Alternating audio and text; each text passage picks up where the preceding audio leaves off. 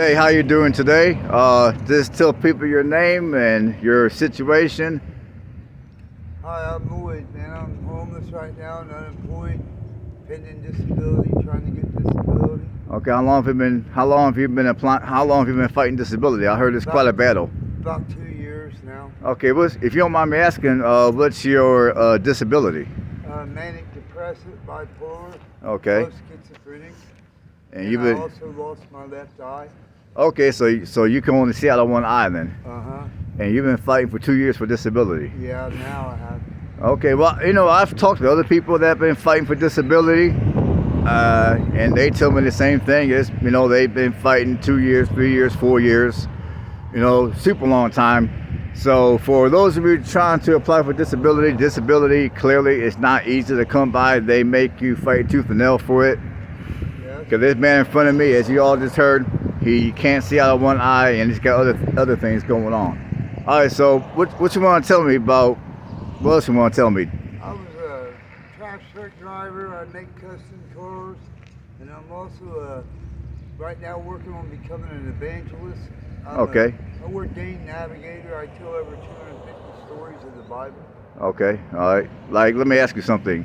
Like, you're working on becoming an evangelist, you said? Uh-huh. Like, are you gonna speak on the behalf of people that are homeless and down on their luck, like Well, yourself? I'm going out to Colorado to become like a state legislative activist for the criminal law against marijuana because Okay. right now they don't know how to reform the laws for marijuana. Well, like if you got a DWI, is it DUI, DWI? How much does it take to actually be breaking the law? How severe? And I've also wrote a couple songs, ASAP, Always Say a Prayer. Okay, And on the back side of it, I wrote a song called Bless. And all I right. want to open a prayer chapel when I get there in Colorado, Denver. Okay. Like, are you from Colorado or are you from here? I'm from Pendleton, Indiana. Oh, that's why you told me earlier you're from Pendleton. Yeah. So how long have you been here in Anderson? I've been here most of my life. I've moved away a couple times to Florida, a couple times to Ohio, once to Tennessee. I have an adopted dad in Tennessee. Okay. Okay. Now, I forgot to ask you this. I think you mentioned it, but what kind of work did you used to do before you got disabled? I drove. I got a Class A. Okay. Do you drive over the road? Yeah, I drove hazmat, doubles, triples, chauffeur. The last job I had was being a chauffeur in Ohio. Okay.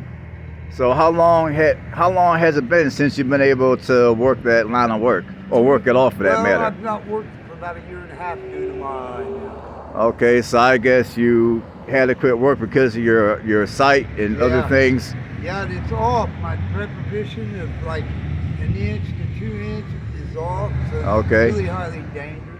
So for me to do certain and there things. and I guess ever since then you've been battling disability. Yeah, and I mean benefits. I mean. yeah, and I've been homeless now, and it's been getting cold, so I'm trying to look for some outreach. Okay, somebody like- can help me. Do you ever? Let me think here. Like when you first had to quit your job, did you have any money saved up, and then you ran out of money and ended up out here in these streets? Actually, I didn't, buddy. With all my bills and everything, no, I'm actually broke. I don't have nothing in investments, or I Okay. receive food stamps actually. You got any family here? Like, you have any kids or No, any of all that? my family's gone except for one brother and a sister, and she lives in Markville. And my brother, he lives over on the other side of town in the camp. Okay. Do you two have any contact with each other or A not? little. I have a son born Riley who just had a surgery 2 days ago. Okay. Well, I wish him best of luck. He's got a friend in God right here. Okay. I'm a lifelong friend. Okay. Oh, go ahead. All right. I mean, yeah, I'm recording. Yeah. Okay. you All good? right. I just want to let you know that way. Yeah, You know. I see that. Okay. Tell my story. Okay. All right. Let's see. There's But some. I went to 12th grade in school, went to 1 year at Sawyer College in Springfield, Ohio. Okay. So you got a little bit of college. Yeah, a little, it's a maintenance technician is what I Okay. So you've been in the trades your entire adult life, it sounds like. Yeah, it's been hard to get a job because a guy accidentally laid under my car and I didn't know. And went to take off, and the newspaper wrote that I'd ran over a man 3 times, got in an argument with him, backed up over him, and as I left, I sped over him, leaving, and police later found me and arrested me for DWI, and I was a juvenile. I was never arrested. The guy didn't get insurance. It was just an accident, but the newspaper came out and I was 17, made it sound like I did all this intentionally, so it made it hard to get a job because of that. The Anderson Herald. Did you fight that? Well, I'm getting ready to now. I'm trying to get that on that PTSD because recently the deal had went bad and it wound up with a level 1 and a level 3 that they wasn't going to try because they was going to lose. It was a rape and a sexual deviant battery case. And they dropped both charges, but they kept me in jail for 8 months. The day before my trial, they let me go. Man, that's crazy. Well, I was going to beat it in trial because they didn't do it anyway. It was just a bad deal went wrong. But I gave it to God. Okay. You know, I've let God handle it. And I've got a couple lawyers that stop in here at the store that's trying to grab me up and help me, but they've not yet. You know? Okay. So I'm just trying to, make it where I can at least eat day by day and stay in a warming center without freezing to death. Like, I was getting ready to ask you if you ever utilize the shelters around here. Yeah, I stayed right here at the Eagles, right here where the big sign is. Okay. Oh, that's a shelter. Okay, I didn't know that. They're going to try to open it back up again tonight. They've just been opening it when it's real cold, they said. But I think it's real cold right now, Yeah. but that's me though. yeah, me too, Andrew. I mean, people that never been in these streets before, I don't know what they mean by real cold. Where you're gonna just freeze and die? I mean, what the hell they mean? Yeah, please help me. That's just, I'm looking for any outreach I can get, Andrew. Like this video, getting this out on YouTube, knowing that at the age 17, a guy got hurt accidentally. That was not intentionally. The man wasn't ran over intentionally 3 times. I was never arrested. I went home, went to bed feeling bad, to waking up to my dad beating me with the newspaper, rolled up, blacked my eye, bloodied my nose, batted my lip, because he had to go to work and explain to people at Delco Remy if that was his son or they knew me or not. That was a pretty horrid lie, saying I ran over somebody 3 times intentionally. And it never even happened. No, I was never arrested, and I can prove all this. And insurance, Farm Bureau, never paid him 1 dime because he was at fault for the accident. The guy that made up. But I had to go through all my life, and trying to get a job. People hear my name and they're thinking, man, this is the guy that ran over a man 3 times intentionally. At the age 17, drinking. That was all a lie. That never happened. I'm going to prove all this. Well, I wish you good luck on your case. The level 1 rape with a sexual deviant battery, level 3, they should have tried that case, not let me go a day before the trial. They've kept my knife that I threw to her to protect her. I've never got it back yet. I've got 2 lawyers that probably need to be before the bar about all this. I've not received a letter from a judge, a prosecutor, even my lawyer, explaining how to get my knife back, an apology for the 8 months they kept me in jail. A day before my trial, my lawyer came at me with a 10-year plea, didn't even ask me, Nicole Rector, if I was guilty or not. So she just came to me with 10 years like I was guilty. So it sounds like you had a public offender. Yeah, it was too. And that's what it sounds like, because for those who have never been in trouble before, hopefully you never get in trouble, hopefully you stay out of trouble. Amen. But if you get in trouble and you have to use a public defender, just like this man in front of me is telling you, they really don't give a shit about your freedom. They're going to just take your case and do whatever the hell. They was ready to put me away, Andrew, for 10 years. Come on, they had me on a level 1 and a level 3. That's bug bites. So basically, you're trying to scare somebody. So basically, your lawyer, from what you're telling me, is your lawyer was just a warm body, didn't really care about nothing else. Yeah, that's exactly right. Until when I said, well, I seen you in trial, and I'm going to have a little bit of news channels in there. There's going to be some media there, so I know you got a good mouthpiece, so I'm anxious to get this trial running, because I'm not guilty of this. But she told me right then, she flipped the script and said I'd be out in 2 days, that they were dropping the charges. She went from a 10-year plea to dropping the charges. They didn't do that till the trial readiness. Then they still kept me a day before the trial to start. Then they let me go at 5 in the evening, called me downstairs. I signed both my releases for the charges dismissed, and ain't heard nothing from none of them since. That's crazy. And it actually even ruined my friendship with the girl. She was my first love, the first one I ever danced with at the Redlands Lodge. She was my girlfriend at the age of 8 until the age of 12. You know, so it's really because of somebody being a thief. So you two, so I take it you two got back together as adults. No, we still haven't. It's ruined our friendship because of the happening, how the police, instead of, you know, pulling out the truth and saying, okay, you go your way, you go your way, we'll leave it at that for now. They want to, you know, prop it up, you know, and arrest me. And, you know, they had news from the 911 call. There was never a rape. All right. From the 911 call. But, hey, I'd like to pray for Flo. I ain't going to say her whole name. All right. You know, we're on camera. But she loves me and I love her. And I know God willing, everything will work out for the good. You know, Romans 8:28 says, and through all things will come together for the good to them that love God, that are called according to his purpose. Like I said, when I became ordained navigator from the Navy, I wasn't in the Navy, it's the Navy that does this program. I learned to forgive, man. The first story I told was the story of forgiveness, because when I was 14, I was in a bad accident that threw me out of the car. My oldest brother, I ran back to the car, my favorite brother, died in my arms that night. So man, you done through a lot.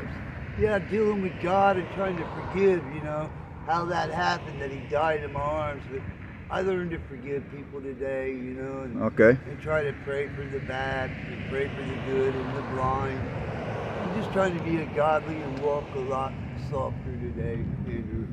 All right. I got to ask you something. Sure. Now, I know you've seen a whole lot of development going on downtown. What do you think about that? Give me your raw, honest. I like it. I really. You like it? Okay. Like the bus stop, it's really nice. It's convenient. It has a real nice restaurant in it now that brings a lot of people to, you know, maybe seeing people that are poor that they could outreach, buy them a bike. Okay. Anything to maybe help. I mean, like some of these businesses that you've seen, like, do you feel they're helping people like you that are in unfortunate situations? Yeah, like this store here, the to-go store. I'll clean the parking lot. I'll pick the trash up. I'll wipe the handles down with wipes, the disinfectant wipes. And they help me, you know, if I need a cup of coffee, they'll offer me one. They let me stay on their porch here.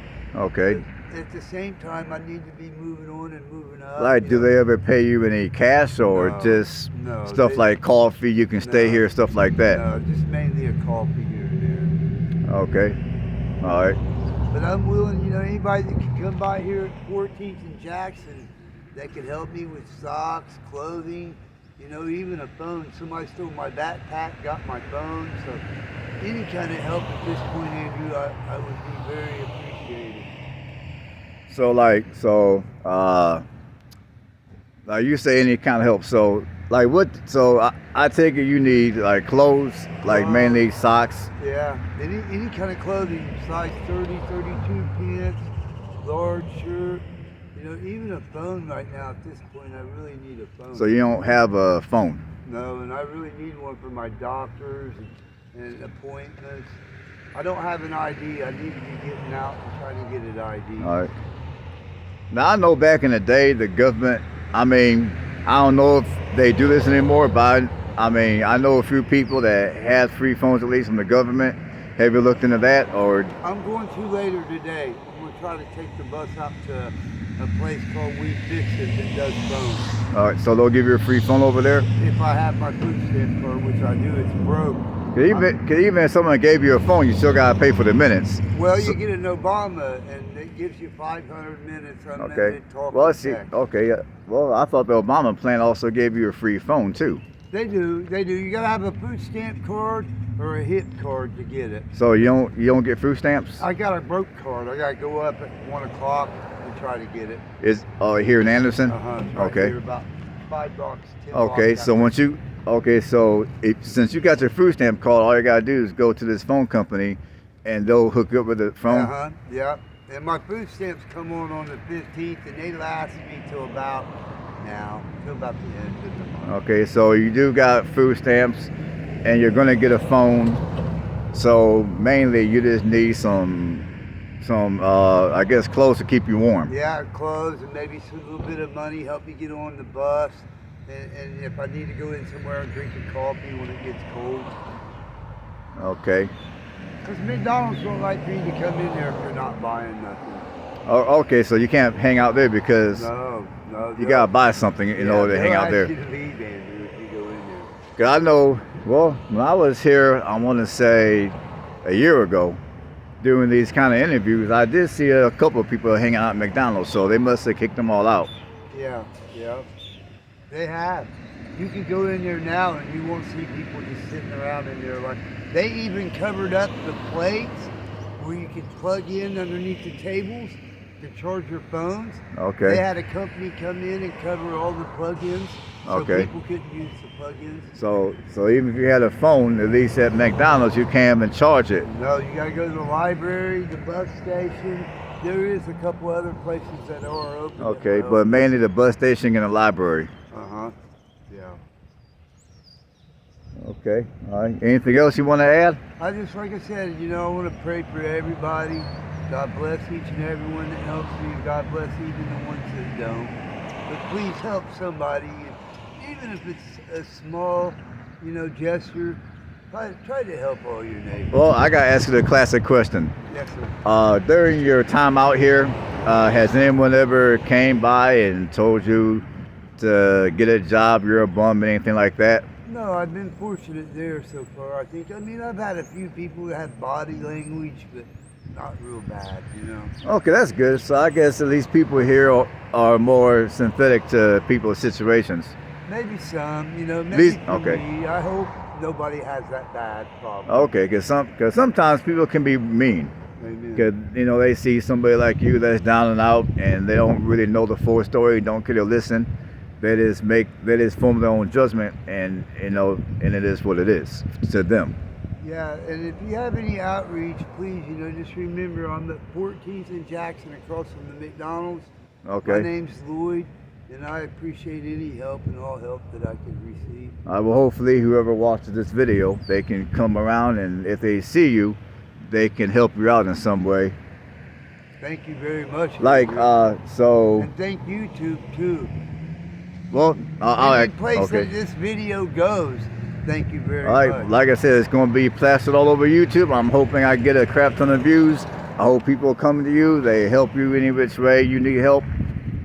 I mean, I even helped, when Mike Pence was here, a black guy, was trying to get help because they didn't honor the handicap parking. And I took him, and Mike helped us, and Mike helped him. And God bless Jimmy. He's in heaven now. All right. So, all right. Anything else, or that's it? That's it, buddy. Okay. I mean, God bless everybody. All right. I appreciate you spending some time with me, and I appreciate your story. Thank you, Andy. All right. You're no problem.